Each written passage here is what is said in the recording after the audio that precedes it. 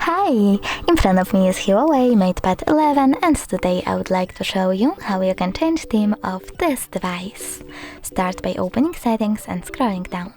Now choose home screen and wallpaper, tap on themes and select one of the available ones by clicking on the one that you wish to set up, like Golden Beach.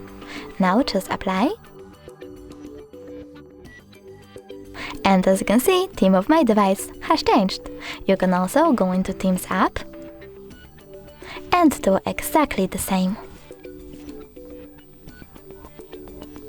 Thanks so much for watching. If you enjoyed this video, smash that like button, comment and definitely subscribe. Bye!